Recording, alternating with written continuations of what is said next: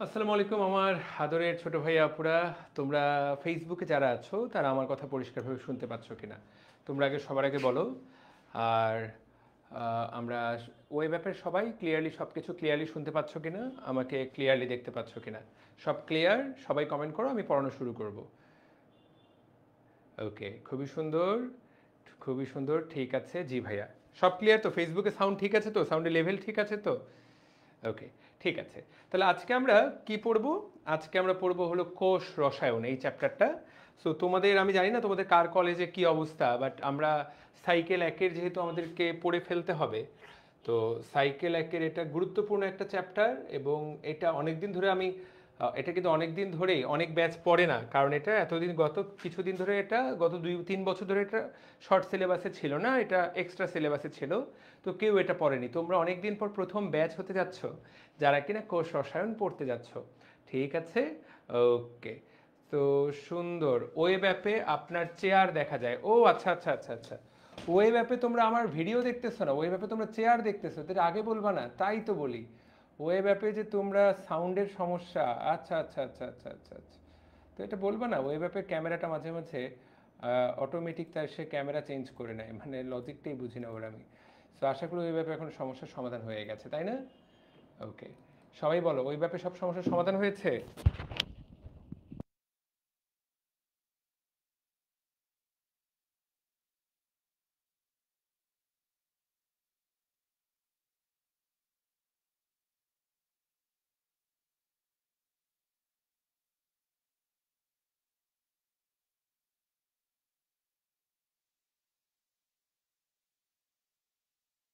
ওকে, তাহলে চলো আমরা আমাদের আলোচনা শুরু করি। বিসমিল্লাহির রহমানির রহিম বলে আমরা চলো আমাদের আলোচনা শুরু করি। কোষ রসায়ন, সমস্যা হলে আমাকে সাথে সাথে জানাবা। মোহাম্মদ কে নামের? নাফিজ। খুব দেরি হয়ে গেছে, কিসের দেরি হয়েছে নাফিজ সেটাই তো বুঝলাম না। আচ্ছা ঠিক আছে, তাহলে চলো শুরু করা যাক। কোষ রসায়ন এখন সবাই দেখতে পাচ্ছ? ওকে, ঠিক আছে। চল তো, এখন এই চ্যাপ্টারটার নাম কি? কোষ রসায়ন, তাই না? তার মানে আমাদের এখানে রসায়নের বেশ কিছু পড়ালেখা আছে। দেখো, কোষের ইংরেজি সেল, কেমিস্ট্রি, তার মানে এই চ্যাপ্টারে আমরা রসায়ন সাবজেক্টের একটা ফ্লেভার পাবো। আমরা এই জায়গায় রসায়ন পড়ার একটা ফ্লেভার পাবো। সো রসায়নে তোমরা যা যা পড়ো, রসায়নে আমরা কি নিয়ে পড়ালেখা করি? রসায়ন সাবজেক্টটা তোমরা যারা পড়া শুরু করেছো, তোমরা যদি এসিএস এর সঞ্জয় দার ক্লাস করো বা সাকিবের ক্লাস করো, তাহলে সেখানে তোমরা জানো যে আমরা রসায়নে মূলত অণু, পরমাণু, জৈব যৌগ, এই সকল নিয়ে আলোচনা করি, তাই না? রসায়নের আলোচনা হলো অণু, পরমাণু, জৈব যৌগ, এই সকল আলোচনা।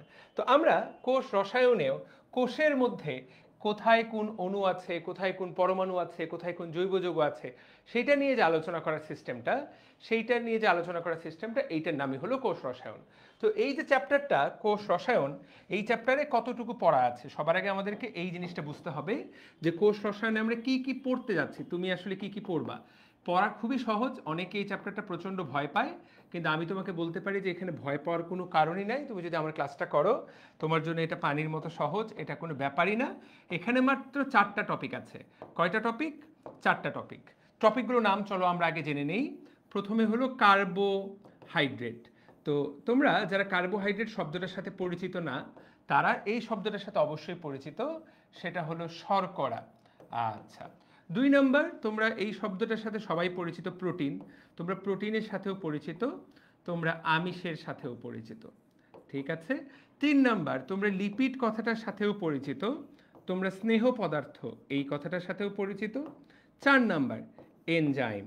তাহলে আমরা এনজাইম বা জৈব অনুঘটক, তোমরা, আমি বিশ্বাস করি তোমরা প্রত্যেকেই এই 4টা জিনিসের সাথে অন্ততপক্ষে পরিচিত। এই চ্যাপ্টারে আমরা এই 4টা টপিক নিয়ে আলোচনা করব, এবং এই 4টা টপিকের উপর থেকে অনেক রকমভাবে প্রশ্ন আসতে পারে। এখান থেকে সিকিউ অবশ্যই আসবে, এই চ্যাপ্টার থেকে অবশ্যই একটা সিকিউ আসবে। তুমি এইচএসসিতে এই চ্যাপ্টার থেকে অবশ্যই একটা সিকিউ আশা করতে পারো। তো চ্যাপ্টারটা আমরা এমনভাবে পড়বো যাতে আমাদের সিকিউ কাভার হয়ে যায়, এবং চ্যাপ্টারটা আমরা এমনভাবে পড়বো যাতে আমাদের এমসিকিউ অ্যাডমিশনের জন্য প্লাস এইচএসসিতে কাভার হয়ে যায়, ঠিক আছে? ওকে, তাহলে আমরা কি সবাই বুঝতে পেরেছি? তাহলে সবাই বলো তো, এই চ্যাপ্টারকে মোটা দাগে আমরা কয়টা টপিকে ভাগ করতে পারি?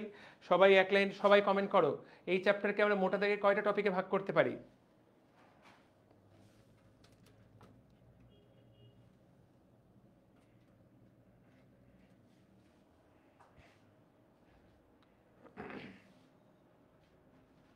Very good. তাহলে এই চ্যাপ্টারকে আমরা মোটা দাগে 4টা ভাগে ভাগ করতে পারি, তাই না? সো আমরা তো এইগুলোতে ঢুকবো, এইগুলোতে আমরা ঢুকবো। তার আগে চলো আমরা একটু বেসিক আলোচনা, আমরা একটু আমাদের বেসিক আলোচনাটা করে নিই। সেটা হলো তোমরা সবাই এই লাইনটার সাথে পরিচিত, তাই না? দেখো তোমরা সবাই এই লাইনটার সাথে পরিচিত, সেটা হলো মানবদেহের, তোমরা সবাই বলো তো, মানবদেহের ক্ষুদ্রতম এককের নাম কি? সবাই কমেন্ট করো এবং তোমরা এটাও কমেন্ট করো পদার্থের ক্ষুদ্রতম এককের নাম কি? তোমরা সঠিক উত্তর দিয়েছো। মানবদেহের ক্ষুদ্রতম এককের নাম হলো কোষ,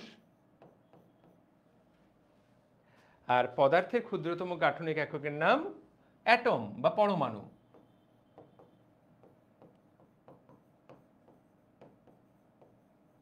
এখন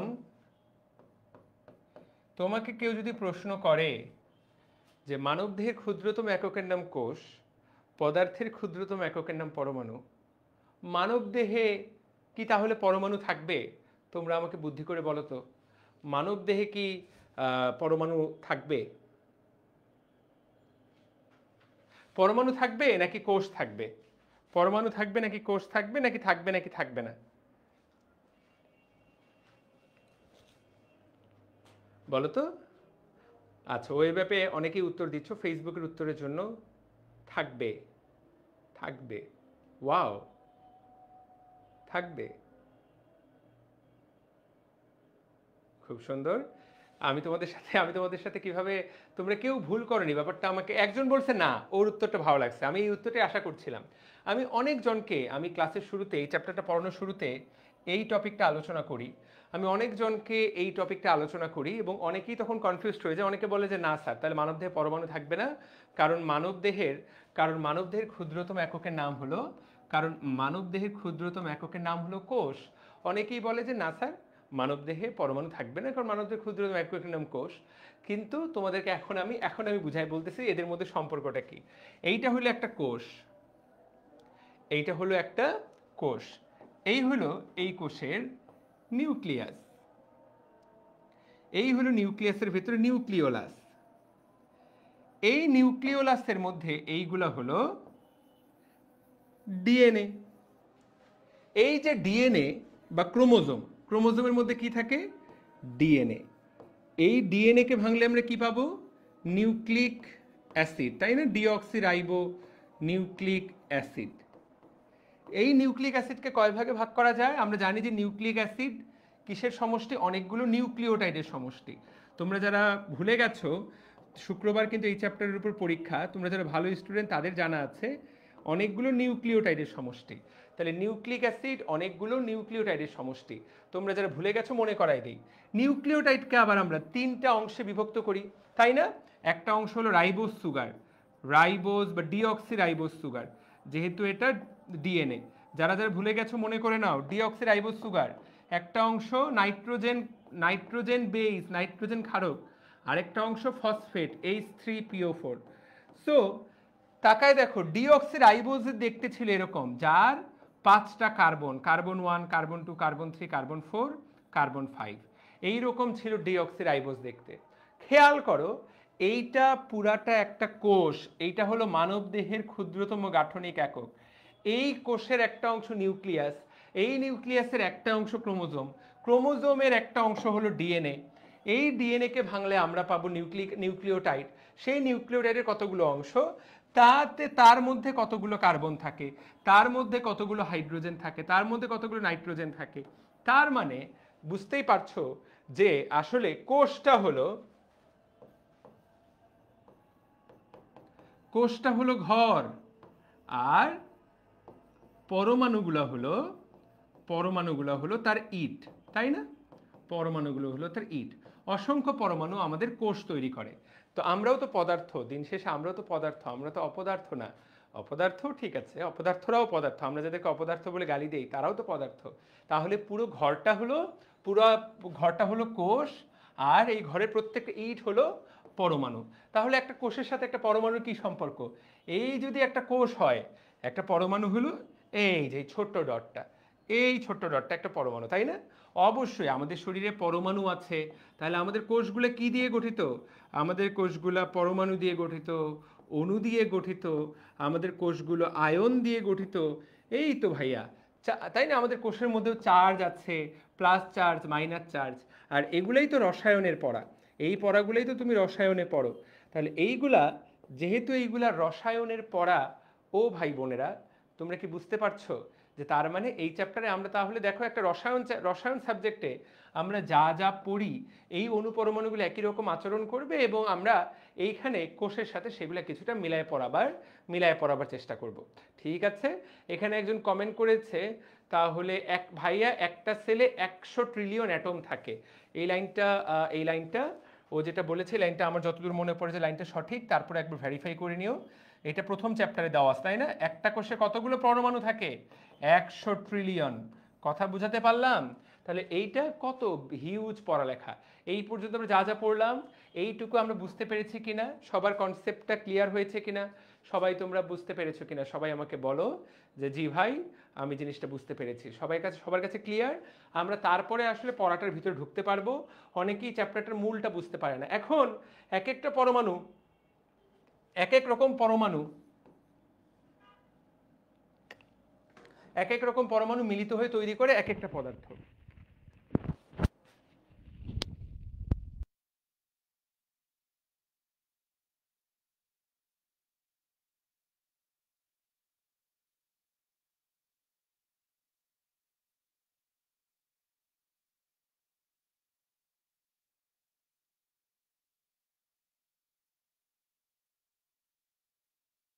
সবাই, সবার কাছে ক্লিয়ার? ওকে, ঠিক আছে। তো আচ্ছা, তোমরা এখন একটা ভোটাভুটি করো। তোমরা আমাকে বলো যে আমরা কোনটা দিয়ে শুরু করব। এই চ্যাপ্টার পড়ার জন্য আগের কোনো বেসিক থাকা দরকার নাই। তোমরা আমাকে বলো, কার্বোহাইড্রেট দিয়ে শুরু করব, নাকি প্রোটিন, নাকি লিপিড, নাকি এনজাইম? তোমরা যেটা দিয়ে বলবা। 1 2 3 4, দেখি কার কোনটার পক্ষে সবচেয়ে বেশি ভোট পড়ে। 1 2 3 4, কোনটার পক্ষে সবচেয়ে বেশি ভোট পড়ে দেখি, সবাই ভোট দাও।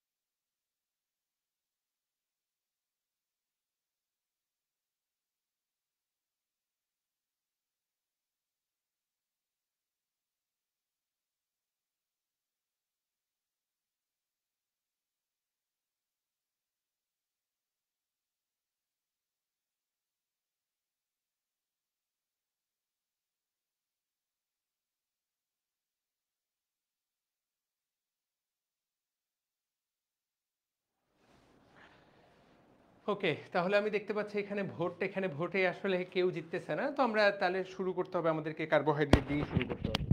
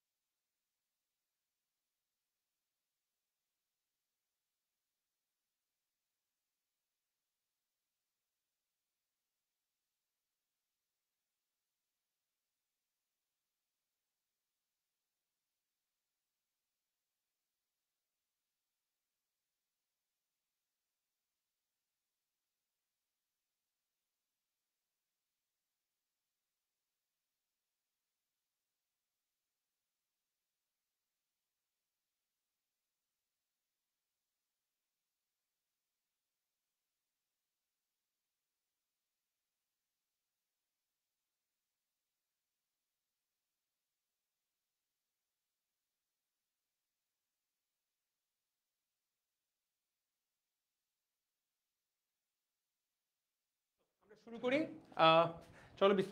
চলো আমরা বিসমিল্লা বলে শুরু করি। ঠিক আছে, তাহলে আমরা কি করব? ফাইন, আমরা তাহলে কার্বোহাইড্রেট পড়া শুরু করব। কার্বোহাইড্রেট, চলো বিসমিল্লা বলে শুরু করা যাক। সবাই সবাই বই খুলেছো? সবাই আমাকে বলো, বই খুলছো তোমরা? শোনো, সাথে সাথে বই পড়ে ফেলতে হবে, এইটাই মেইন পড়া। আমি বোর্ডে দিন দুনিয়া সব পড়াইলাম, তুমি দিন শেষে বইটা পড়তে গিয়েই খুব কষ্ট পাইলা। আমি ওই পড়ালেখাতে বিশ্বাসী না। আমার দায়িত্ব হলো তোমাকে বইটা ঝরঝরা টনটনা বাড়ায় ফেলা। সবাই বই ওকে, বই বই খুলছো? ঠিক আছে, ওকে ফাইন। ক্যামেরা বাঁকা, ক্যামেরা বাঁকা, হ্যাঁ হ্যাঁ ক্যামেরাটা একটু বেঁকে গেছে।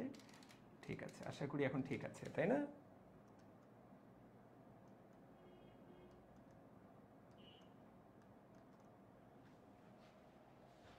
ওকে, ঠিক আছে, সব ক্লিয়ার, রাইট?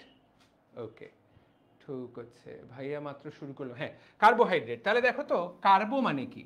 আমরা যদি কার্বো শব্দটার দিকে ফোকাস করি, তাহলে কার্বো মানে কার্বন। বলো তো হাইড্রো মানে কি? হাইড্রো মানে পানি। তাহলে কার্বোহাইড্রেট মানে কি? কার্বন এবং পানি। কার্বোহাইড্রেট মানে কার্বন এবং পানি, এক্স্যাক্টলি কিন্তু তাই। এই যে কার্বন এবং পানি, এই যে যৌগটা কার্বন এবং পানির, এই যে যৌগটা, তাকিয়ে দেখো। কার্বন এবং পানির এই যৌগটা, এইটাকে এইরকম এই যে CH2O, এইটার অসংখ্য অণু, N সংখ্যক অণুকে একসাথে বলা হয় কার্বোহাইড্রেট। তাহলে কার্বন এবং পানি একসাথে মিলে এরকম একটা যৌগ তৈরি করলো, তার N সংখ্যক অণুকে আমরা কি বলবো? কার্বোহাইড্রেট। এইটা হলো কার্বোহাইড্রেটের সরলতম সংকেত। তাহলে তাকায় দেখো কার্বোহাইড্রেটের ফুল মিনিংটা, সবাই আমাকে বলো। তাহলে কার্বোহাইড্রেট ক্লিয়ার? এই অংশটুকু পরিষ্কার? তোমরা যদি বলো যে ভাই বুঝতে পেরেছি, খেয়াল করো ব্যাপারটা, দেখতে পাচ্ছ সবাই কি বুঝতে পেরেছো? দেখো এই যে কার্বোহাইড্রেট। এখন আমরা আস্তে আস্তে এটার ভেতরে যাব, বাট তোমরা এইটুকু বুঝতে পারলা কিনা আমাকে সেই জিনিসটা আগে বুঝতে হবে। এটা কি বুঝতে পেরেছো? আচ্ছা, তোমরা কি লাইভে আসো তো না? ওকে, সোহান, ফেসবুকের লোকজন সবাই পরিষ্কার কিনা? আচ্ছা, তাহলে দেখো আমরা বেসিকটা বুঝে গেলাম। তাহলে কার্বো এবং হাইড্রেট, পানি, কার্বন এবং পানির মিশ্রণ। তো দেখো তো বইয়ের মধ্যে কি বলা আছে, চলো আমরা দেখি বইয়ের মধ্যে কি কি বলা আছে।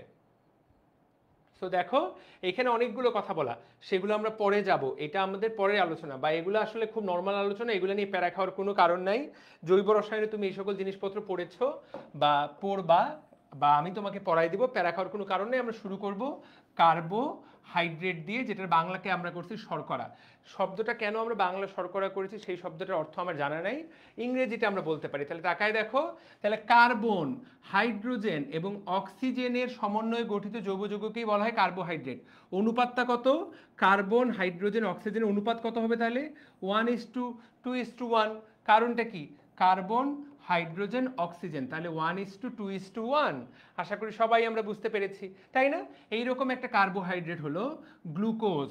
প্রিয় ভাইয়া আপুরা, আমরা সবাই কার্বোহাইড্রেট চিনি। আজকে রাতে তুমি যে ভাত খাবা, তাই না? আজকে রাতে তুমি ভাত খাবা, সেই ভাত একটা কার্বোহাইড্রেট।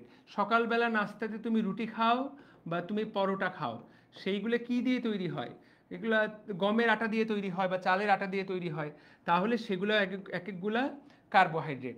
ভাইয়া বিকালবেলা তুমি পাউরুটি খাও, সেইটা কি? কার্বোহাইড্রেট। তুমি নুডলস খাও, এটা কি?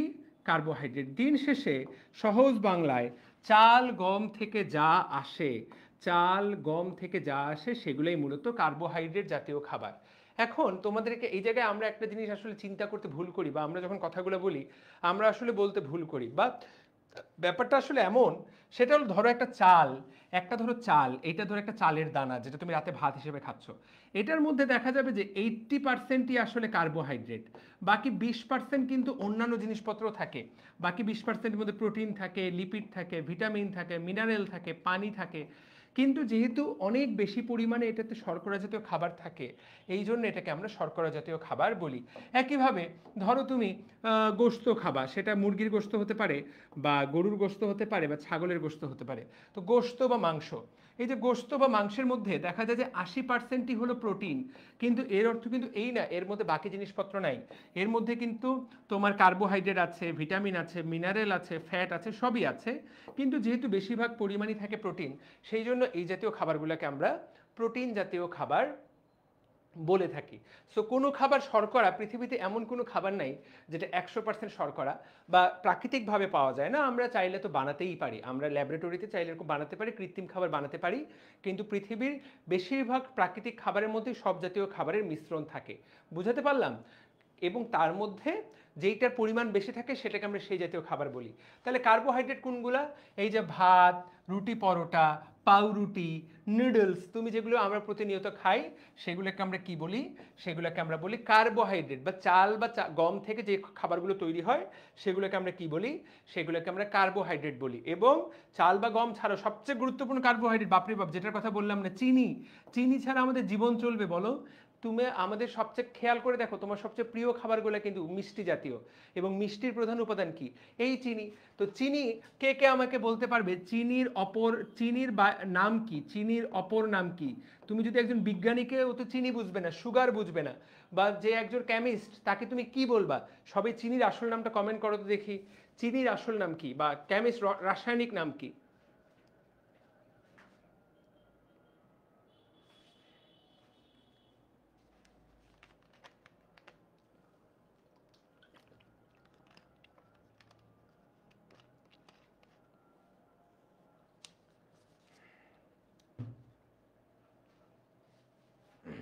সাবাস, তোমরা সবাই সঠিক উত্তর করেছো। তাহলে চিনির রাসায়নিক নাম সুক্রোজ।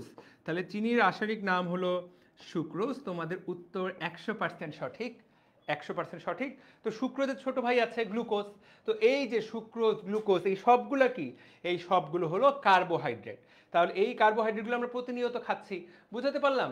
এখন তুমি যদি সুক্রোজের দিকে তাকাও, দেখো সুক্রোজের দিকে তাকাও বা গ্লুকোজের দিকে তাকাও। চলো আমরা গ্লুকোজের দিকে তাকাই। গ্লুকোজের সংকেত কি?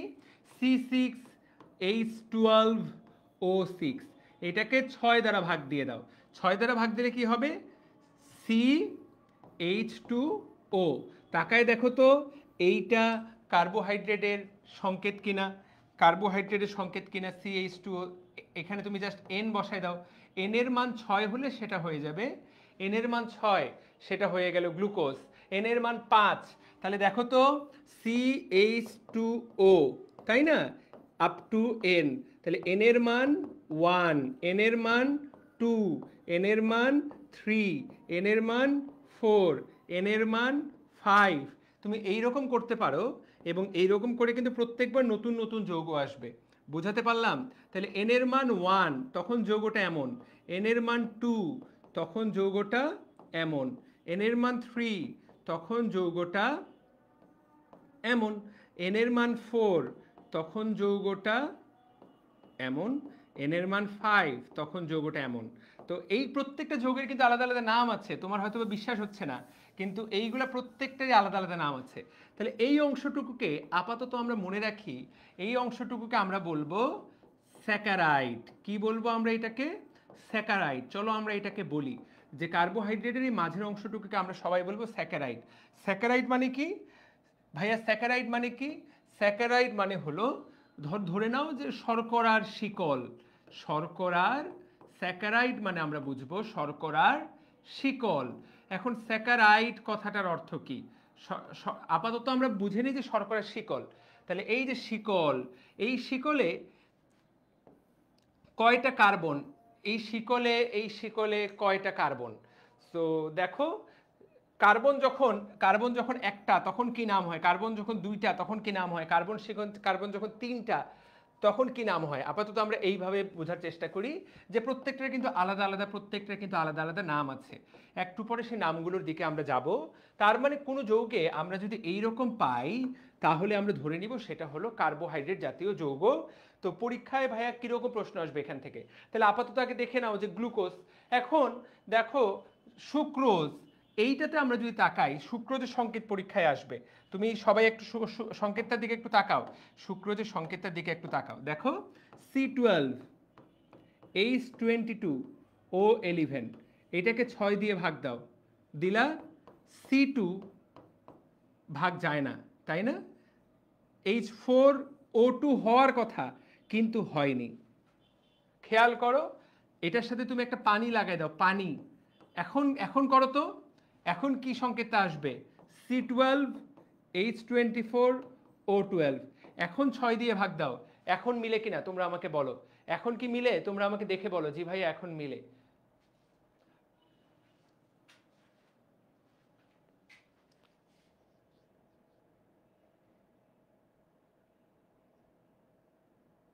এই কমেন্ট করো মিলছে, দেখো তো এটার সাথে একটা পানি লাগাই দেওয়ার পর এই যৌগটা আসছে কিনা আলটিমেটলি। তার মানে এই যৌগটাকে আসলে সহজ বাংলায় এই যৌগটাকে ভাঙলে দুইটা এরকম পাওয়া যায়।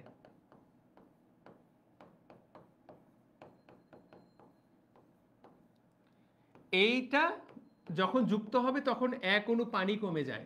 তাহলে দেখো তো এখন এই যৌগটা তৈরি হয় কিনা, খেয়াল করো। তাহলে দেখো, তাহলে এইটা একটা গ্লুকোজ, এইটাও ধরো আরেকটা গ্লুকোজ, তুমি আপাতত ধরে নাও। তাহলে এইটা একটা গ্লুকোজ,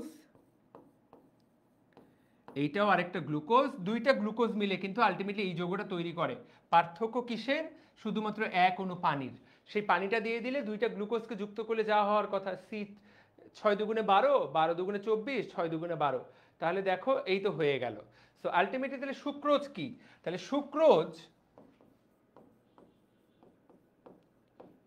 দুইটা গ্লুকোজের সমষ্টি। তো আমরা মনে রাখবো যে সুক্রোজ দুইটা গ্লুকোজের সমষ্টি আসলে হতে পারতো, কিন্তু সুক্রোজ দুইটা গ্লুকোজের সমষ্টি না, একটা গ্লুকোজ আর একটা ফ্রুক্টোজের সমষ্টি। তোমরা এটা হয়তো বা জানো, তোমাদের হয়তো বা এটা জানা আছে।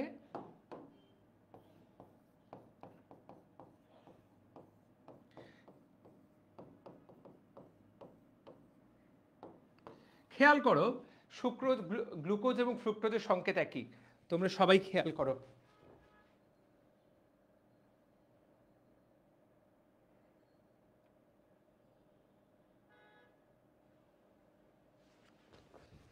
তাহলে তাকায় দেখছো, তাহলে আমরা কি করতে পারি? এইটা মাইনাস পানি এইভাবে লিখতে পারি, তাই না? আলটিমেটলি এখানে মাইনাস পানিটা সংকেতের জন্য, এই পানিটা তো আর আসলে নাই, কিন্তু তুমি যদি চিন্তা করো তাহলে এই হইল কথা। ঠিক আছে ভাইয়া একটু নিচে লেখেন। তো সবাই কি লেখার দেখতে পাচ্ছ না কোথাও কোনো সমস্যা? তাহলে দেখো আমরা একটা আইডিয়া পেয়ে গেলাম যে সুক্রোজ বা চিনি, প্রতিদিন যদি কোনো মিষ্টি খাও, তুমি কোনো মিষ্টি খাচ্ছ, এই যে মিষ্টি, মিষ্টি মানেই শর্করা, মিষ্টি মানেই শর্করা। তাহলে দুনিয়ার যত মিষ্টি জাতীয় জাতীয় দ্রব্য সবগুলাতেই শর্করা ব্যবহৃত হয়। তবে চিনির দাম অনেক। এই যে সুক্রোজ, এটার ভাইয়া অনেক দাম, এইটার অনেক দাম। বর্তমানে আসলে তুমি কোথাও যদি মনে করো তুমি যে চকলেটগুলো খাও, টফি, মিল্ক ক্যান্ডি বা ক্যাডবেরি, এইগুলোতে পিওর চিনি ব্যবহৃত হয় না তা না, পিওর চিনি ব্যবহৃত হয়, তবে অল্প পরিমাণে পিওর চিনি ব্যবহৃত হয়, মানে খুব বেশি পরিমাণে না, অল্প পরিমাণে চিনি ব্যবহার করে। বাকিটা তারা ব্যবহার করে কি? বাকিটা তারা ব্যবহার করে স্যাকারিন। তারা কি ব্যবহার করে? স্যাকারিন। বুঝাতে পারলাম? তাহলে স্যাকারিন কি জিনিস? স্যাকারিন একটা অশর্করা, এটা অশর্করা মিষ্টি দ্রব্য। তার মানে এটা শর্করা না, কিন্তু এটা একটা মিষ্টি দ্রব্য। বুঝাতে পারলাম? তোমরা কি দেখতে পাচ্ছ? তোমরা কি স্যাকারিন শব্দটা আগে শুনেছো কখনো?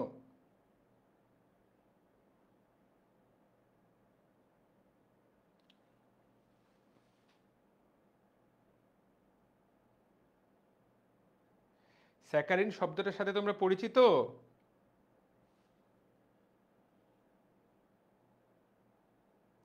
তাহলে একটা মনে করো তুমি 100 গ্রাম স্যাকারিন সমান 100 গ্রাম স্যাকারিন যে পরিমাণ মিষ্টি তৈরি করতে পারবে, ঠিক আছে? তো এই পরিমাণ মিষ্টি তৈরি করতে তোমার 100 গুণন 100 গ্রাম গ্লুকোজ লাগবে, 10 কেজি বা 10 কেজি চিনি লাগবে। বুঝাতে পারলাম? 10 কেজি চিনি। তো 10 কেজি চিনির জায়গায় তোমার যদি 100 গ্রাম স্যাকারিন দিয়েই কাজ হয়ে যায়, তাহলে এইটা দিয়েই আসলে বর্তমানে বেশিরভাগ বাংলাদেশের মিষ্টি জাতীয় দ্রব্যগুলা তৈরি করা হয়। ঠিক আছে? তাহলে আমরা একটা জেনে গেলাম। তার মনে রাখতে হবে যে স্যাকারিনের মিষ্টতা অনেক অনেক অনেক বেশি। ঠিক আছে, ওকে ফাইন। তাহলে আমরা একটা কথা বুঝলাম। এখন তোমাদেরকে একটা মজার কাহিনী বলি। তাহলে স্যাকারিন আবিষ্কারের একটা মজার কাহিনী বলি। স্যাকারিন একটা অনেক বেশি মিষ্টি দ্রব্য, ভাইয়ার নামই শুধু জানতাম। ঠিক আছে ভাইয়া, স্যাকারিন কি বডির জন্য ব্যাড? স্যাকারিন বডির জন্য একটা নির্দিষ্ট লেভেলের স্যাকারিন খুব বেশি ক্ষতি করে না, বেশি পরিমাণে অবশ্যই বেশি পরিমাণে বডির জন্য ব্যাড। বুঝতে পারলাম এটার? তবে তোমাদেরকে চলো স্যাকারিন আবিষ্কারের একটা মজার কথা বলি। ঠিক আছে? সো মডারেট, তুমি যদি স্যাকারিন অল্প পরিমাণে খাও, মডারেট পরিমাণে খাও, এটা আসলে তেমন কোনো ক্ষতি করে না, কারণ আমরা খেয়েই যাচ্ছি, তুমি জন্ম থেকে খেয়ে যাচ্ছ, তুমি জানো না যে তুমি প্রতিদিন স্যাকারিন খাচ্ছ। আজকে যদি কোনো একটা মিষ্টি জাতীয় কিছু খাও, বুঝে নিবা যে হয়তো বা তুমি স্যাকারিন খেয়ে ফেলেছো। বুঝাতে পারলাম? চিনির দাম ভাইয়া অনেক অনেক বেশি, তবে মিষ্টির দোকানগুলো হয়তো বা শুধু চিনি ব্যবহার করে, বাকি কনফেকশনারি, তুমি কেক খাচ্ছ, তুমি বিস্কিট খাচ্ছ, চকোলেট খাচ্ছ, আইসক্রিম খাচ্ছ, এভরিওয়ান ইজ ইউজিং স্যাকারিন। বুঝাতে পারলাম? তুমি কি খাবা, মিষ্টি জাতীয় যাই খাও, বুঝতে হবে যে এর মধ্যে কি আছে, এর মধ্যে স্যাকারিন আছে। তো আমরা চলো এই স্যাকারিন কিভাবে আবিষ্কার হলো সেই গল্পটা জানি।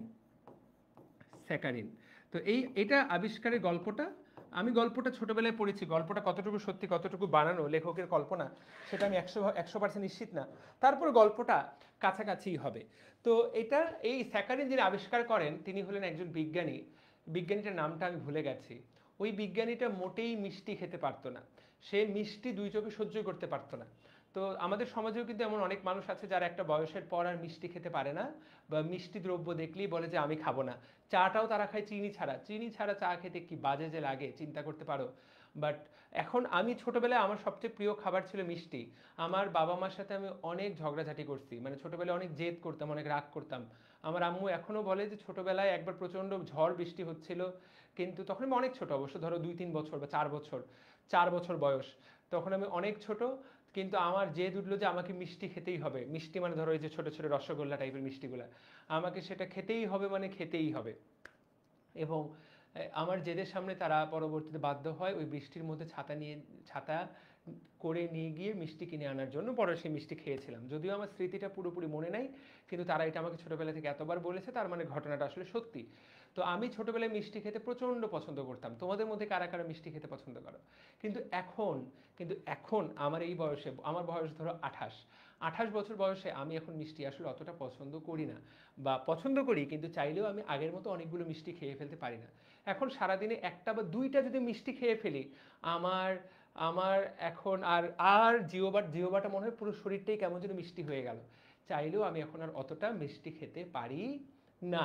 তো আমার মনে হয় যে 15 বছর পর আমি মিষ্টি দেখলে আমিও এরকম পালায় যাব, যে আমারও আর মিষ্টি খেতে একদম একদম ভালো লাগে না।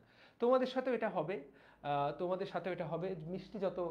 মিষ্টি শরীর খেতে তোমার আর ভালো লাগবে না। আর মিষ্টি বা চিনি জাতীয় খাবার তুমি যত অ্যাভয়েড করতে পারো, তত তোমার স্বাস্থ্যের জন্য এটা ভালো।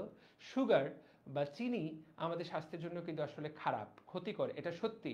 এটা সকল ডাক্তার, সকল যারাই মনে করো এই বিষয়ে ফিটনেস ফ্রিক, সবাই এই জিনিসটা বারবার বলে। ঠিক আছে? তো সে যাই হোক, এটা ঘটনা না। তো ওই বিজ্ঞানীটাও মনে করে এরকমই হয়তো বা, যে একটা সময় গিয়ে তার আর মিষ্টি খেতে মোটেই ভালো লাগে না। তো ওই বিজ্ঞানীটার কোনো বউ বাচ্চা ছিল না, সে একাই ছিল। তো সে আরেকজন মানুষের বাসায় বা আরেকটা পরিবারের সাথে পেইং গেস্ট হিসাবে থাকতো। কি হিসাবে থাকতো? Paying guest. পেইং গেস্ট মানে কি? গেস্ট মানে তো বুঝতেই পারো, গেস্ট মানে অতিথি। পেইং মানে কি? যে তোমাকে পে করবে। তো এমনি আমাদের বাসায় কোনো গেস্ট আসলে কি করি আমরা? তাকে রেঁধে বাড়ে খাওয়াই না? 2 দিন থাকুক, 3 দিন থাকুক, 4 দিন থাকুক, আমরা কিন্তু তাকে আদর আপ্যায়ন করি। তো বিদেশে, বাংলাদেশে হয়তো এই সিস্টেমটা নাই, কিন্তু বিদেশে এই সিস্টেমটা আছে যে পেইং গেস্ট হিসাবে থাকা যায়, যে তুমি ওই বাসায় থাকবা, ওই বাসার সাথেই খাবা, এবং তুমি দিন শেষে একটা টাকা দিয়ে দিবা। বুঝো নাই? মানে তুমি সহজ বাংলায়, যে তুমি ওই রুমটা ভাড়া নিলা, প্লাস তাদের সাথে খাবা, তাদেরকে তুমি টাকা দিয়ে দিবা। তো দ্যাট ওয়াজ, ওই বিজ্ঞানীটা এরকম থাকতো। বুঝতে পারলাম? সো সে এরকম থাকতো, কিন্তু সে যখন ওই বাসায় পেইং গেস্ট হিসেবে উঠেছে, সে আগেই বাড়ির মহিলাকে বলে দিয়েছিল যে আমি মিষ্টি মোটেই পছন্দ করতে পারি না, আপনারা মিষ্টি খেলে খান, কিন্তু আমি যে খাবারটা খাবো সেই খাবারে যাতে মিষ্টির একদম মিষ্টির মটাও না থাকে, মিষ্টি দিবেন না। তো তার জীবন খুব ভালোই চলতেছিল, সে ওই বাসায় খুব ভালোই ছিল।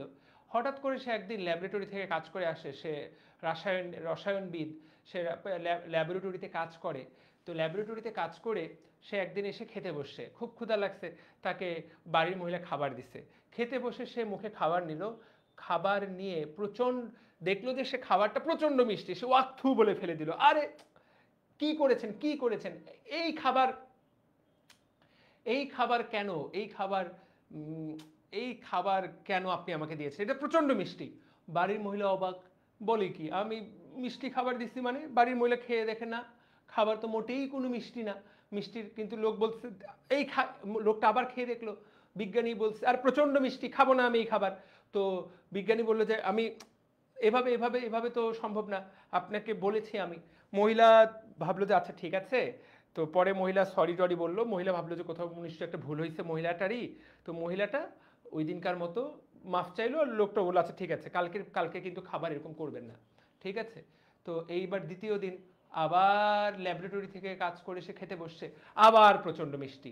এইবার মহিলা বলে উঠলো দাঁড়ান, এইবার যদি আপনি বলেন খাবার মিষ্টি, এবার কিন্তু আমি আপনার 12টা বাজায় দিব। আমি প্রচণ্ড খেয়াল করে খাবার রান্না করছি, মিষ্টির মোটাও নাই, 2-3 জনকে টেস্ট করাইছি, আজকে কিন্তু খাবার মোটেই মিষ্টি না।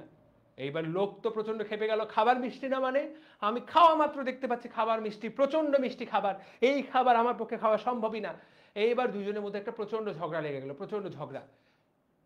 মোটামুটি অনেকক্ষণ ঝগড়া করার পর বিজ্ঞানী একটু চিন্তা করলো যে কি রে, সবাই বলতেছে খাবার মিষ্টি না, অথচ খাবার আমার মিষ্টি লাগতেছে, তাহলে ঝামেলাটা কোথায়? আরও বাকি 2-3 জন খাবার খেয়ে দেখছে, বলছে না খাবার মোটেই মিষ্টি না। এরপর বিজ্ঞানীটা চিন্তা করলো তাহলে খাবার মিষ্টি না, তাহলে মিষ্টি কি, মানে মিষ্টি কোন জিনিসটা? তার মানে আমি হাত দিয়ে খাবার খাচ্ছি, হয়তো আমার হাতটা মিষ্টি। এবং সে পরে তার হাতটা মুখে নিয়ে দেখলো যে হ্যাঁ, তার হাতের মধ্যেই এত বেশি মিষ্টতা, তার হাতটাই এত বেশি মিষ্টি। সে যখন খাবারটা খাচ্ছে বা সে যখন খাবারটা মাখাচ্ছে, এই হাতের মিষ্টিটা খাবারের সাথে মিলে যাচ্ছে এবং পরে তার কাছে খাবারটা মিষ্টি লাগতেছে। সে চিন্তা করলো যে আমার হাত কোথা থেকে মিষ্টি হইলো, আমি তো এমন কিছুই খাইনি যেটা কিনা মিষ্টি খাবার, আমি তো এমন কোনো কিছুই খাইনি। এবং সে চিন্তা করলো নিশ্চয়ই আমি হয়তোবা ল্যাবরেটরিতে এমন কিছু একটা আবিষ্কার করেছি যেটা কিনা প্রচণ্ড মিষ্টি, হয়তোবা আমি সেটা জানি না। এবং তারপর সে কি করলো, সে দৌড়ে ল্যাবরেটরিতে ফেরত গিয়ে ল্যাবরেটরিতে কাজ করা প্রত্যেকটা রাসায়নিক একের পর এক জিওবায় লাগাই দেখা শুরু করলো। হঠাৎ করে একটা রাসায়নিক সে জিওবার মধ্যে লাগাইলো এবং সে আবিষ্কার করলো যে আরে প্রচণ্ড মিষ্টি এই রাসায়নিকটা, ওফ এই কেমিক্যালটা তো প্রচণ্ড মিষ্টি। এবং আবিষ্কার হয়ে গেল স্যাকারিন। খেয়াল করেছ? তাহলে স্যাকারিন কে আবিষ্কার করলো? যেই মানুষটা মিষ্টি খাবার মোটেই পছন্দ করতেন না। তাহলে সৃষ্টিকর্তার লীলা খেলা, সৃষ্টিকর্তার ইশারা বোঝা খুবই কঠিন। তিনি তাকে দিয়ে মিষ্টি সবচেয়ে আমাদের সমাজে প্রচলিত সবচেয়ে বেশি মিষ্টি খাবারটা আবিষ্কার করালেন, যিনি কিনা মোটেই মিষ্টি খাবার পছন্দ করেন না। তাহলে চিন্তা করেছো? তাহলে স্যাকারিন, তাহলে দেখো তো এখন ভাইয়া আপনি যেগুলো পড়াইলেন এগুলো কি বইয়ের মধ্যে আছে? এগুলো প্রত্যেকটা বইয়ের পড়া। তোমরা আমাকে বলো যে গল্পটা কেমন লাগলো। তাহলে আমরা যে চিনির মিষ্টতা, আমি যে চিনির মিষ্টটা, আমরা যে মনে করি চিনি খাই, চিনিটাকে আমাদের কাছে মিষ্টি লাগে। তুমি যদি চিনিটাকে চিন্তা করো যে চিনিটার মিষ্টি হলে 100%, তুমি যদি চিনিটাকে একটা স্ট্যান্ডার্ড ধরে নাও যে চিনিটা কত পার্সেন্ট, চিনিটা হলো 100%। চিনির মিষ্টতা সুক্রোজ কত, সুক্রোজের মিষ্টিটাকে আমি বলবো 100। তাহলে সেই তুলনায় স্যাকারিন কত, সেই তুলনায় স্যাকারিন হলো 500। তাহলে তোমাকে যদি পরীক্ষায় প্রশ্ন করে যে চিনির তুলনায় স্যাকারিন কত গুণ মিষ্টি, সবাই কমেন্ট করো তো। চিনির তুলনায় স্যাকারিন কত গুণ মিষ্টি, সবাই কমেন্ট করো।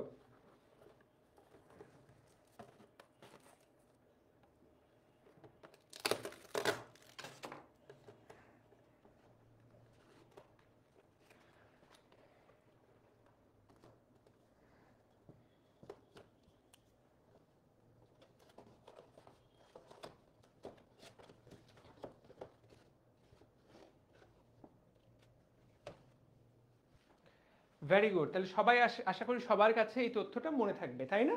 তো এরকম চিনির যে কম মিষ্টি আছে, দেখো গ্লুকোজ। গ্লুকোজ কোনটা? তোমরা সবাই বাজারে গ্ল্যাক্সোজ ডি, তোমরা অনেকে ছবি দেখালেই হবে। তো এটা তো আর এমন না যে বাজার থেকে কিনেই দেখাতে হবে, এটা তো ছবি পাওয়া যায়।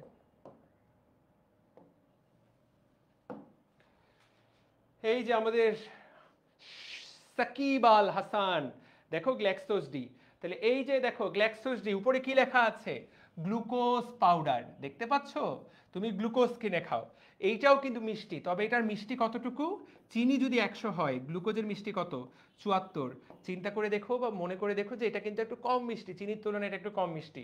তুমি 1 চামচ গ্ল্যাক্সোসডি দিবা এবং 1 চামচ চিনি দিবা 1 গ্লাস পানির মধ্যে, তারপর দুটোই টেস্ট করে দেখবা, দুটোই টেস্ট করে দেখবা, টেস্ট করে দেখে বুঝতে পারবা যে দেখবা এটা একটু কম মিষ্টি, তাহলে এটা হলো গ্লুকোজ। তাহলে এই যে শোরুম আল হাসান, তাই না, শুধু শোরুম উদ্বোধন করে বেড়ায়। আরে বাবা, ও একটা ব্র্যান্ড, তো ওকে দিয়ে উদ্বোধন করালে শোরুমটা বিখ্যাত হবে, তো ওর খায় দায় কাজ নাই, ক্রিকেট খেলার পরেও কি করবে, ওকে শোরুম উদ্বোধন করতে হবে না? তোমরা ওকে টাকা কামাইতে দিবে না? তারপরও কিন্তু ওই সবচেয়ে ভালো পারফর্মারদের একজনের বিশ্বকাপে, চিন্তা করা যায়, বুঝাতে পারলাম? সাকিব আল হাসান, এই সাকিব আল হাসান নামে ওয়েবে একজন কমেন্ট করতেছে, ওর নামও সাকিব আল হাসান, ও সাকিব আল হাসানকে বলছে মির্জাফর। আরে ব্যাপারটা তো খুব মজার, এই তোমার নাম কি আসলেই সাকিব আল হাসান নাকি? তোমার তো দিন দিন দুনিয়া খুব খারাপ যাচ্ছে বোধহয়, বন্ধু বান্ধব তামিমের ফ্যানরা তো তোমার 12টা বাজায় দিচ্ছে, তাই না? আচ্ছা, তাহলে এই যে গ্ল্যাক্সোসডি, তারপর ভাইয়া বইয়ের মধ্যে আর কি দেওয়া আছে দেখো, তারপর দেওয়া আছে বইয়ের মধ্যে, তারপর দেওয়া আছে বইয়ের মধ্যে তারপর দেওয়া আছে ল্যাকটোজ। ল্যাকটোজ কোনটা? দুধের, লিখে রাখো, ল্যাকটোজ মানে দুধের শর্করা বা দুধের চিনি, সবাই এইভাবেও লিখে রাখতে পারো, দুধের চিনি বা দুধের শর্করা, সবাই এইভাবেও লিখে রাখতে পারো। আমাদের ল্যাক্টো কথাটা মানেই দুধ, মনে থাকবে? তো তুমি বাজারে কিন্তু এমন অনেক প্রোডাক্ট পাবা ছোট বাচ্চারা খায়, তোমাদেরকে দেখাচ্ছি আমি, ল্যাক্টো কথাটার মানেই দুধ। ওকে, তোমাদেরকে আমি দেখাচ্ছি। সো দেখো, ছোট বাচ্চারা, এইটা তোমরা সবাই দেখেছো, তোমাদের যাদের এলাকায় ছোট বাচ্চা আছে, ল্যাক্টোজেন দেখেছো? তাহলে ল্যাক্টো মানেই দুধ, বুঝাতে পারলাম? এবং গরুর দুধ বলো বা মায়ের বুকের দুধ বলো, ছাগলের দুধ বলো, দুধ কিন্তু কিছুটা মিষ্টি। কেন দুধ কিছুটা মিষ্টি? কারণ দুধের মধ্যে দুধের চিনি থাকে, দুধের চিনির নাম কি? ল্যাকটোজ, বুঝাতে পারলাম? আচ্ছা, তুমি যে ফলমূল খাও, তাই না, আম খাইলা, তারপরে তুমি মনে করো কি খাচ্ছ? আচ্ছা, চিনি কোথা থেকে তৈরি হয় তোমরা সবাই আমাকে বলো, বলো তো, এই যে আমরা চিনি বানাই, তোমরা সবাই বুদ্ধি করে বলো তো, আমরা একটা, এইটা হলো কারখানা, এখান থেকে তোমার চিনি তৈরি হয়, এই কারখানার কাঁচামাল কি? কোন কোন কোন জিনিস থেকে চিনি তৈরি হয়? আখ, ভেরি গুড, আখ বা ইক্ষু, আমাদের এলাকাতে এগুলোকে বলে কুষার। তোমরা জানো কিনা জানি না, উত্তরবঙ্গে, রংপুরের উত্তরবঙ্গে আখ বা ইক্ষুকে বলা হয় কুষার। তোমাদের এলাকায় কি বলে আমার জানা নাই, বাট আখ দিলে এই পাশ থেকে চিনি বের হয়। এই আখের মধ্যে কি থাকে? এই আখের মধ্যে থাকে হলো, আখের মধ্যে অনেক বেশি সুক্রোজ থাকে, সো এইখান থেকে আমরা তৈরি করি। বাট এটা তাহলে আখের মধ্যে সুক্রোজ থাকে। আর মনে করো আঙুরটা তুমি খাচ্ছ, আঙুর খাইলা, আঙুর, বা তুমি আম খাচ্ছ, তুমি কাঁঠাল খাচ্ছ, এইগুলো কিন্তু অনেক মিষ্টি, তাই না? ফলটা যত পাকে তত মিষ্টি। এইগুলোর মধ্যে কোন জিনিসটা থাকে? সবই থাকে, কিন্তু এদের মধ্যে প্রধান পদার্থের নাম হলো ফ্রুক্টোজ। খেয়াল করো, এদের মধ্যে প্রধান পদার্থের নাম কি? ফ্রুক্টোজ। দেখো, ফ্রুক্টোজ মানে কি? ফ্রুটের মধ্যে যা থাকে। সো দেখো, এটার মিষ্টতা কিন্তু চিনির চেয়ে বেশি, তাই না? তাহলে দেখো, ফ্রুক্টোজ, রাইট, কথাটা ক্লিয়ার? ওকে, তাহলে এখন আরেকটা নতুন, অনেক এলাকায় কি বলে? কুশেল। হ্যাঁ হ্যাঁ, ওই তো কুশেল, কুষার, একই রকম।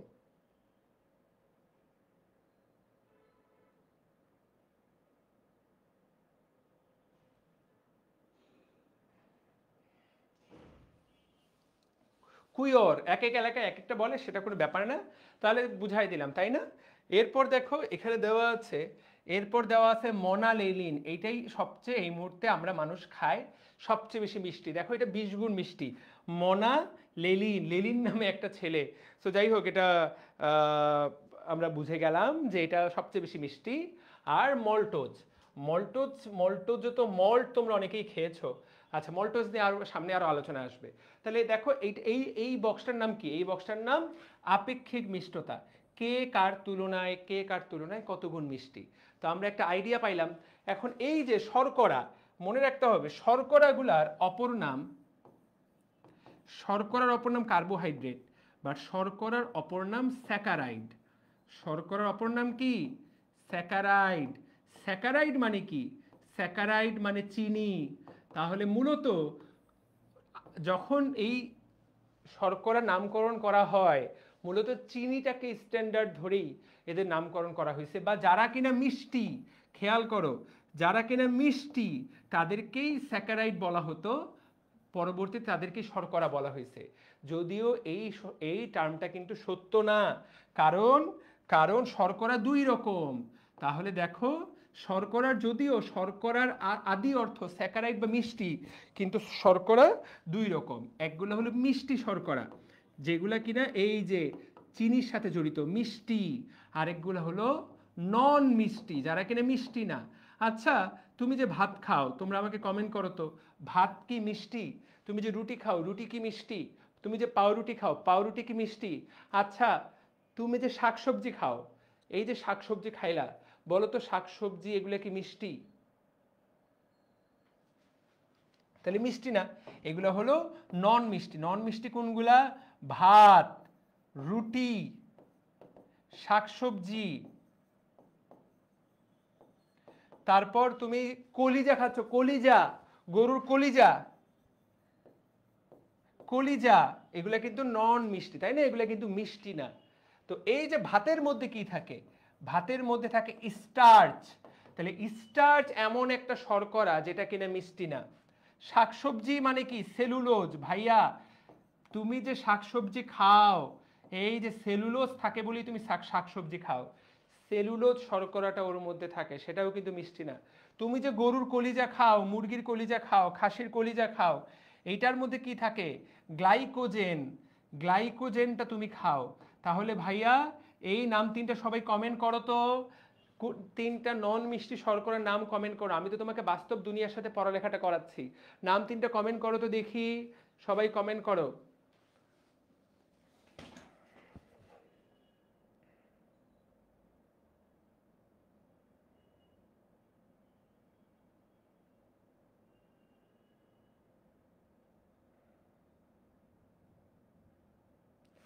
সাইকেল 2 25 তারিখ থেকে ক্লাস শুরু করব। প্রোমো রিলিজ করব, যারা সাইকেল 2 যুক্ত হতে চাও যুক্ত হয়ে যাও। 25 তারিখ থেকে ক্লাস শুরু করব।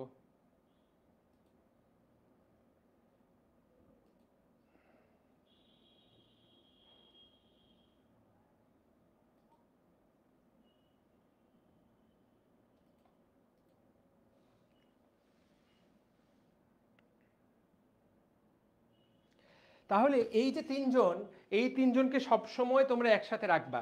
এই তিনজন আমাদের এই পড়ালেখায় খুব গুরুত্বপূর্ণ রোল প্লে করবে। এই তিনজনকে সবসময় একসাথে রাখবা। এই তিনজন আমাদের ভবিষ্যতে প্রচুর কাজে লাগবে।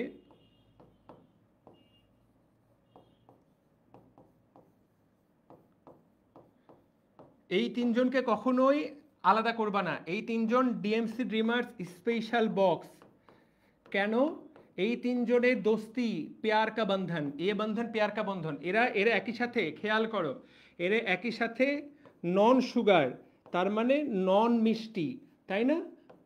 মিষ্টিহীন, যেটা কিনা মিষ্টি না, এরা একই সাথে নন সুগার কার্বোহাইড্রেট। 2 নাম্বার, এরা কি? এদেরকে আমরা বলবো পলিস্যাকারাইড। ভাইয়া, পলিস্যাকারাইড কি জিনিস একটু পরেই পড়াবো। এদেরকে আমরা কি বলবো? এদেরকে আমরা বলবো পলিস্যাকারাইড। এদেরকে আমরা বলবো পলিস্যাকারাইড। তারপর আমরা এদেরকে আর কি বলতে পারি? আচ্ছা, আপাতত এই দুইটাই বলি।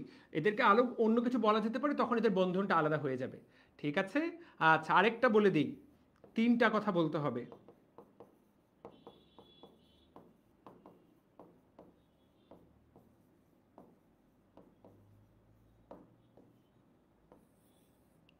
তাহলে নন রিডিউসিং শর্করা, প্রিয় ভাই বোনেরা, তাহলে এই যে নন রিডিউসিং শর্করা, তাহলে দ্যাটস ইট। আমরা কি সবাই জিনিসটা ক্লিয়ারলি বুঝতে পেরেছি?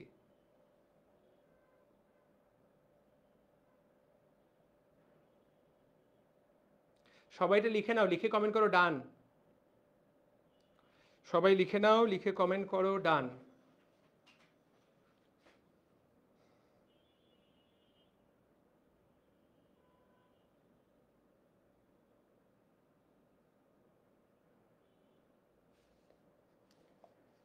তাহলে সাদিয়া লিখেছে, আয়মান লিখেছে, ভেরি গুড, তৌসিন লিখেছে। তাহলে আচ্ছা, তো আমরা আসলে পড়াটা একটু আমরা বিভিন্ন পথে গেলাম, কিন্তু পড়াটা এখন আমরা গুছিয়ে নিয়ে আসব। কারণ একটা গল্প বলতে বলতে আমরা পড়াটা কার্বোহাইড্রেট সম্পর্কে আমাদেরকে একটা ওভারঅল আইডিয়া পেতে হবে। কার্বোহাইড্রেটের উপরে কয়টা ক্লাস হবে? কার্বোহাইড্রেটের উপর 2টো ক্লাস হবে, আজকে একটা আর কালকে একটা। তো আজকে আমরা কার্বোহাইড্রেট শুরু করলাম, কালকে কার্বোহাইড্রেট শেষ করে দেবো কালকের ক্লাসে। সো আগামীকাল, যেহেতু আমি এই সপ্তাহে 2 দিন ক্লাস বন্ধ দিয়েছিলাম, সো আগামীকালকে আমি ক্লাস নিব, তোমরা সবাই ক্লাসে থাকবা। বৃহস্পতিবার কালকে 6টা থেকে 8টা পর্যন্ত কার্বোহাইড্রেট মাস্টার ক্লাস হবে। তোমাদেরকে সবাইকে বলে রাখলাম, এই চ্যাপ্টারটা হুট করেই আমি যদি কঠিন পড়াটা একদিনে পড়াই তোমরা পাগল হয়ে যাবা। তো আমি তোমরা ছোট মানুষ, সো কালকেই আমাদের কার্বোহাইড্রেট শেষ হয়ে যাবে। কালকে হবে কার্বোহাইড্রেট মাস্টার ক্লাস। সাদিয়া, তুমি গ্রুপে এটা পোস্ট করে দিও, কালকে 6টা থেকে 8টা বৃহস্পতিবার এটা কালকে কার্বোহাইড্রেট মাস্টার ক্লাস অনুষ্ঠিত হবে। এইটা তুমি গ্রুপে শেয়ার করে দিও, তোমার সাইকেল একের ডিসকাশন গ্রুপে শেয়ার করে দিও। সো এই হলো কার্বোহাইড্রেট মাস্টার ক্লাস, কালকে আমরা এটা শেষ করে ফেলবো। বুঝাতে পারলাম এই পুরো টপিকটা? আজকে কি করা হচ্ছে, আজকে টপিকটার সাথে তোমাকে একটু পরিচিত করাই নিচ্ছি আমি, যাতে তুমি কালকে আকাশ থেকে না পড়ো, তুমি যাতে কালকে পাগল না হয়ে যাও। কারণ অনেকটুকু পড়া, তুমি যদি দেখো বইয়ের মধ্যে কত কি লেখা, পড়তে গেলে তোমার মনে হবে যে ভাই অনেক কঠিন, কিন্তু না, পানির মতো সহজ। এতক্ষণ যা পড়ালাম খুব বেশি কঠিন মনে হয়েছে? খুব বেশি কঠিন মনে হবে না, আমরা যদি ব্যাপারটা বুঝে বুঝে জীবনের সাথে মিলাই মিলাই পড়ি। তাহলে চলো আমরা দেখো কার্বোহাইড্রেট। তো কার্বোহাইড্রেট কিভাবে কিভাবে ভাগ করছে, একটা হলো স্বাদের ভিত্তিতে, আমরা বললাম মুখে নিয়ে দেখবো সেটাকে মিষ্টি কিনা, মিষ্টি হলে সেটাকে আমরা বলবো সুগার, আর যদি মিষ্টি না হয় তাহলে সেটাকে আমরা বলবো নন সুগার। উচ্চারণটা কি হবে? Sugar, right? আর তুমি যদি আরেকটু ফ্যাশনেবল উচ্চারণ করো, তাহলে সুগারের রটা উচ্চারণ করবে না, তুমি উচ্চারণ করবে সুগার, সুগার, নন সুগার। ঠিক আছে, তুমি যদি আরেকটু মানে অ্যাকসেন্ট নিয়ে আসো আর কি। আচ্ছা ফাইন, এইটা আমরা একটা শিখলাম। আর একটু আগে তোমাকে বললাম ভাই নন রিডিউসিং সুগার লিখছো তোমরা, তার মানে সুগার 2 রকম। সুগার 2 রকম, একটা হলো বিজারণ ক্ষমতার ভিত্তিতে, আর একটা হলো রিডিউসিং আর নন রিডিউসিং। ভাইয়া এটা কি জিনিস, এটা আমরা পড়বো, প্যারা খাওয়ার কোনো কারণ নেই। একজন প্রশ্ন করছে ভাইয়া পলিস্যাকারাইড কি, তাহলে এখানে তাকায় দেখো, স্যাকারাইড কথাটা সবার জন্য কমন, এবং তোমাদেরকে আমি মাত্র পড়াইছি স্যাকারাইড মানে কি। স্যাকারাইড মানে তোমাদেরকে আমি পড়াইছি চিনি, স্যাকারাইড মানে চিনির শিকল। সবাই লিখে রাখো, স্যাকারাইড মানে কি? স্যাকারাইড মানে চিনির শিকল। সবাই লিখো, স্যাকারাইড মানে কি? চিনির শিকল। তাহলে ভাইয়া মনোস্যাকারাইড, যার কিনা মাত্র একটা, মনো মানে এক, যার একটা চিনির শিকল আছে। ডাইস্যাকারাইড, যার কিনা চিনির শিকল 2টা। মনোস্যাকারাইড, যার কিনা চিনির শিকল একটা। অলিগোস্যাকারাইড, যার চিনির শিকল 3 থেকে 10টা। অলিগো মানে 3 থেকে 10, অলিগো শব্দের অর্থ কি? কম, অল্প, 3 থেকে 10টা। আর পলিস্যাকারাইড, যার চিনির শিকল 10টার বেশি। তাহলে তোমাকে আমি বললাম যে এমন একটা পদার্থ যার চিনির শিকল আছে 15টা। তুমি বলো তো 15টা চিনির শিকলওয়ালা এই পদার্থটাকে আমরা কি বলে ডাকবো? মনোস্যাকারাইড, ডাইস্যাকারাইড, অলিগোস্যাকারাইড নাকি পলিস্যাকারাইড? তোমরা আমাকে বলো তো বুদ্ধি করে, সবাই কমেন্ট করো তো। Very good.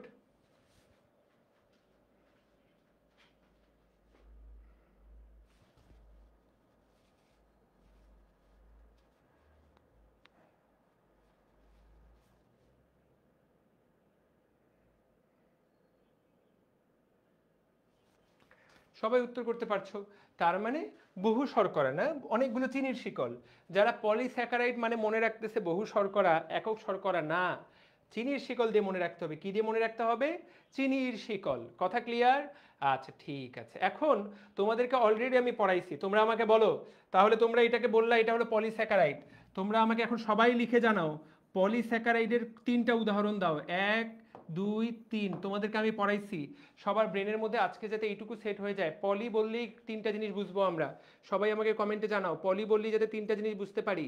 ভাইয়া এটা মেগা এক্সামে ছিল, পারি নাই, তো পলি বললেই যাতে 3টা জিনিস পারো।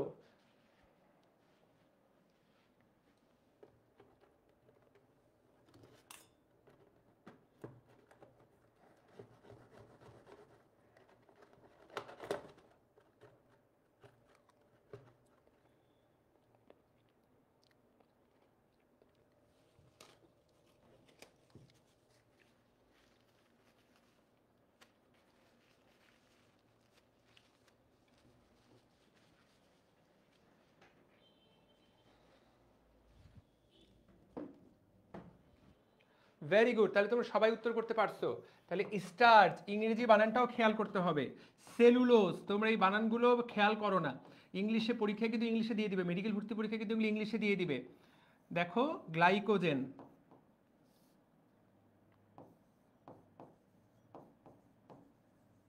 তাহলে এই হলো পলিস্যাকারাইড। তাহলে দেখো এখন এই স্টার্চ আর স্টার্চ এবং গ্লাইকোজেন এইটা, এই দুইটাকে একসাথে বলা হয় সঞ্চয়ী। এটা শরীরে সঞ্চিত থাকে, সঞ্চয়ী। আর গ্লাইকোজেন সেলুলোজকে বলা হয় গাঠনিক, সেলুলোজকে বলা হয় গাঠনিক। তার মানেটা কি? এইটার মানেটা কি? ধরো মোবাইল ফোন, তাই না? মোবাইল ফোনের কিছু পদার্থ দিয়ে তুমি মোবাইল ফোনটা তৈরি করবা, হতে পারে অ্যালুমিনিয়াম বা প্লাস্টিক দিয়ে তুমি মোবাইলটা তৈরি করলা, কিন্তু মোবাইলের ভিতরে চার্জ কি দিয়ে দিবা? তো চার্জ দেওয়ার পদার্থটা আলাদা, তৈরি করার পদার্থটা আলাদা, তাই না? সো দেখো স্টার্চ এবং গ্লাইকোজেন প্রাণী বা উদ্ভিদ শরীরে জমা রাখে। স্টার্চ কে জমা রাখে? উদ্ভিদ নিজের খাবার হিসাবে সে স্টার্চ জমা করে। আর গ্লাইকোজেন জমা করে কে? প্রাণী। প্রাণী কি করে?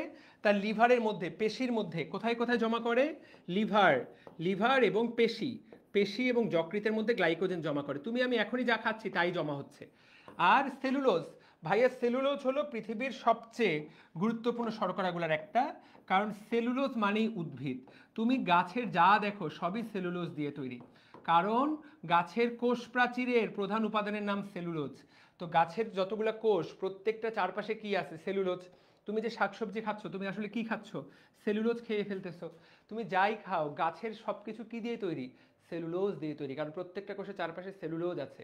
তার মানে এটাকে বলা হয়, এটা যেহেতু পুরো উদ্ভিদের শরীরটাকে গঠন করে, এই জন্য এটাকে বলা হয় গাঠনিক শর্করা। তাহলে এই বক্সটার দিকে যখনই তুমি তাকাবা, দেখো তো এখন পারবা কিনা, তাকায় দেখো। গঠন সহায়ক কে? গঠন সহায়ক হলো সেলুলোজ। আর সঞ্চিত কে? স্টার্চ এবং গ্লাইকোজেন। কে কোথায় কি সঞ্চয় করে আমরা পারবো। সেলুলোজের সাথে আরেকজনকে মুখস্থ করতে পারে পেকটিন। তোমাকে কোষ প্রাচীর চ্যাপ্টারে আমি কিন্তু পেকটিনও পড়াইছিলাম। যখন আমরা কোষ ও এর গঠন টপিকটা পড়েছি তখন কিন্তু আমরা পেকটিনও পড়েছি। সো সবাই এই অংশটা কি পরিষ্কারভাবে বুঝতে পারলা? এই অংশটুকুর দিকে এখনই তাকায় ভয় পাওয়ার দরকার নেই, আমি প্রত্যেকটা জিনিস পানির মতো সহজ করে দিব। এই পর্যন্ত কি সবাই বুঝতে পেরেছে? সবাইকে ক্লিয়ার? পারা যাবে?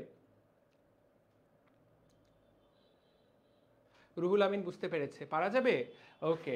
নাসিফ জিয়াদ, আমি টি খাচ্ছি। টি খাচ্ছি মানে চা খাচ্ছ বসে বসে? আচ্ছা, চায়ের মধ্যে চিনি আছে, তার মানে এটা শর্করা জাতীয়, তাই না?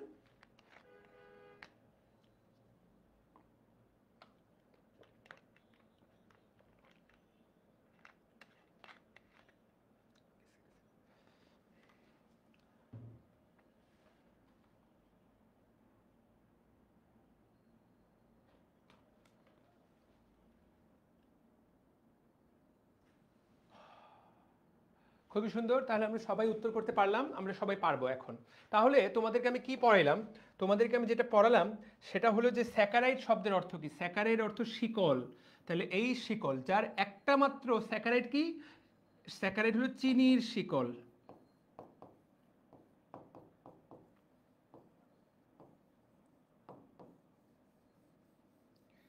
স্যাকারাইড হলো চিনির শিকল। তো এই চিনির শিকলটা কি দিয়ে তৈরি হবে? কার্বন দিয়ে। কি দিয়ে তৈরি হবে? কার্বন। তাহলে মূলত চিনির শিকল, কিন্তু শিকলটা কি দিয়ে তৈরি? কার্বন দিয়ে। এখন যার কাছে একটা শিকল আছে তাকে আমরা বলবো মনোস্যাকারাইড। যার কাছে দুইটা শিকল আছে তাকে আমরা বলবো ডাইস্যাকারাইড। যার কাছে ভাইয়া 3 থেকে 10টা শিকল আছে তাকে আমরা বলবো অলিগোস্যাকারাইড। যার কাছে 10-এর বেশি এরকম শিকল আছে তাকে আমরা বলবো পলিস্যাকারাইড। কিন্তু শিকলগুলো কি দিয়ে তৈরি? শিকলগুলো কার্বন দিয়ে তৈরি। এখন যার কাছে একটা শিকল আছে,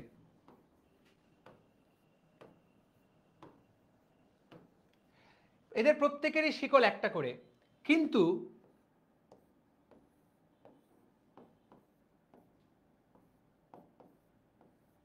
শিকলের মধ্যে কার্বন সংখ্যা আলাদা।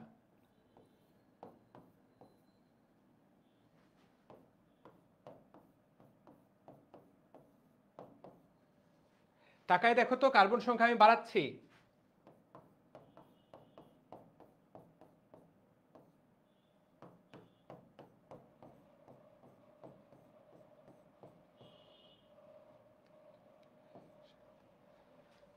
তো দেখো এরা প্রত্যেকেই, এদেরকে আমি যদি উত্তর করতে চাই ভাইয়া, কিন্তু ভাইয়া বইয়ে যে ভাই 3টা কেন, কি যে কমেন্ট করতেছে।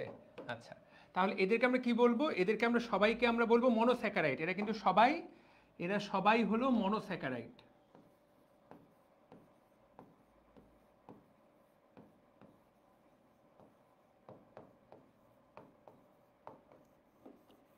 কিন্তু এদের প্রত্যেকের কার্বন সংখ্যা আলাদা, তাই না?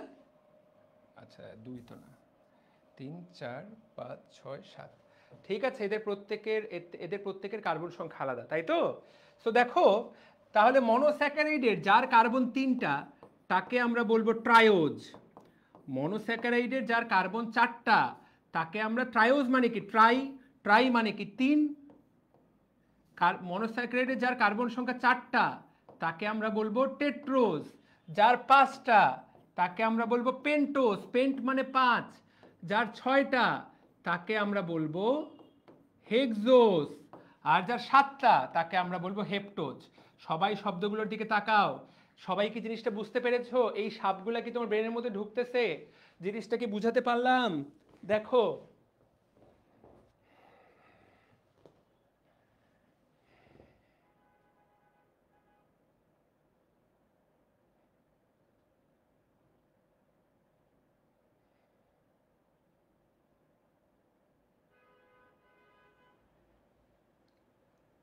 সবাই কমেন্ট করো, ক্লাস কয়টা পর্যন্ত? স্যার ক্লাস 8টা পর্যন্ত।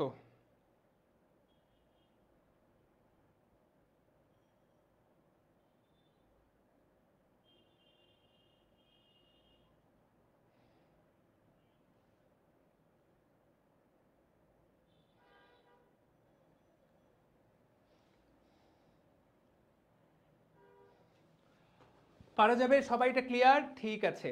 তাহলে টেট্রোজ, এখন দেখো এগুলো তো সব বইয়ের পড়া, দেখো সব বইয়ে দেওয়া আছে।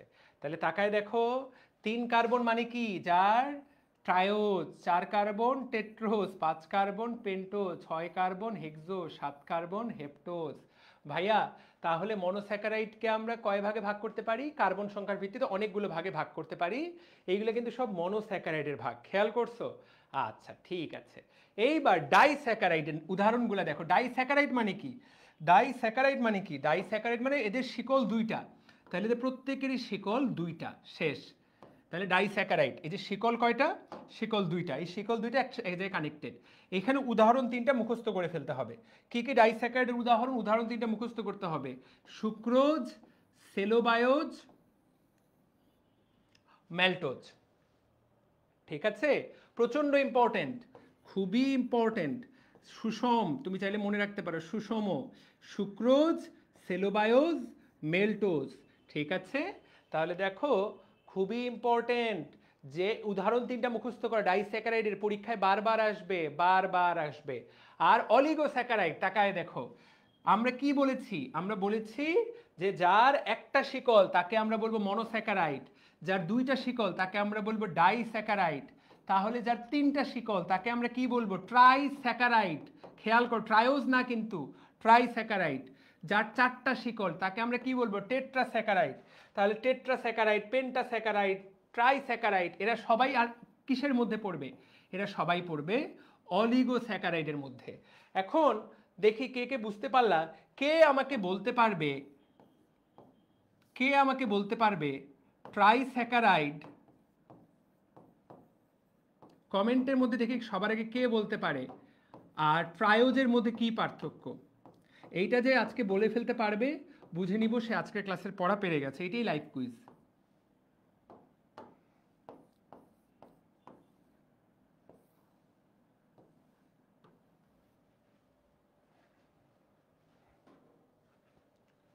বলো।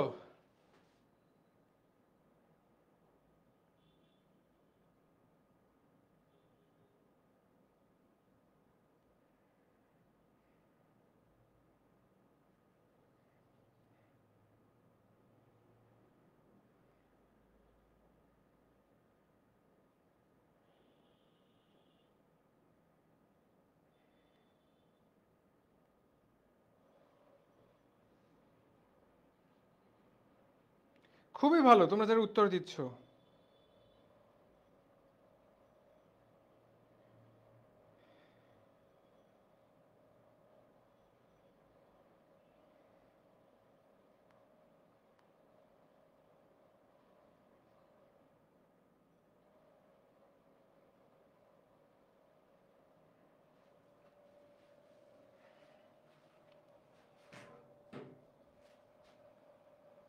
সবার উত্তর অনেক অনেক সঠিক। তাহলে তোমাদের জন্য অনেক অনেক ভালোবাসা। ছোট ভাই আপুরা কারা কারা সঠিক উত্তর দিলে একটু বলি।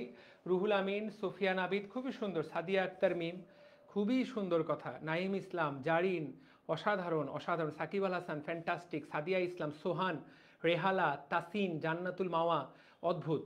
তোমাদের সবার উত্তর সঠিক। তোমরা যেই জিনিসটা বুঝতে পারলা, এইটা অ্যাডমিশন লেভেলের বাচ্চা কাচ্চাও পারে না। তোমাকে আমি বললাম, তো আমরা আজকে কার্বোহাইড্রেট শুরু করলাম। This was the carbohydrate class 1। আগামীকাল কার্বোহাইড্রেট শেষ হয়ে যাবে। তোমাদেরকে একটু বলে দিই, আমার একটু ডিউটি নিয়ে একটু মাঝে আমাকে 2-3টে নাইট করতে হচ্ছে। তো আমরা কালকে ক্লাস অবশ্যই করব। এমনও হতে পারে যে আমাকে শুক্র শনি দুদিনও ক্লাস নেওয়া লাগতে পারে। তোমরা যাতে পিছিয়ে না যাও সেজন্য আমি রেগুলার ক্লাস করে তোমাকে এটা শেষ করে দিব। ঠিক আছে? বোঝাতে পেরেছি? পারা যাবে ইনশাআল্লাহ। তাহলে প্রিয় ভাইয়া আপুটা, আশা করি সবার কাছে আমার কথা পরিষ্কার। আমরা যতটুকু পড়লাম কালকে এই জায়গা থেকে শুরু করব। সবাই অবশ্যই কালকের ক্লাসে থাকবা। কালকের ক্লাস মিস করলে কিন্তু তুমি ভয়ঙ্কর কার্বোহাইড্রেট পড়া শেষ করতে পারবা না। সবার সাথে ইনশাল্লাহ আগামীকাল। ভাইয়া কলেজে ভালো করে কিছুই পড়ে না, কলেজের আশায় বসে থেকো না। তোমারটা তোমাকেই পড়তে হবে। তো আমি যা যা পড়ালাম বইয়ের মধ্যে, কালকে আমরা এই কার্বোহাইড্রেট পুরো শেষ করব। আমরা আজকে একটা ওভারঅল আইডিয়া পেলাম, কালকে কার্বোহাইড্রেটের প্রত্যেকটা শব্দ, প্রত্যেকটা হরফ আমরা পড়ে ফেলবো। সবার সাথে আগামীকাল আবার দেখা হচ্ছে ইনশাআল্লাহ। আসসালামু আলাইকুম।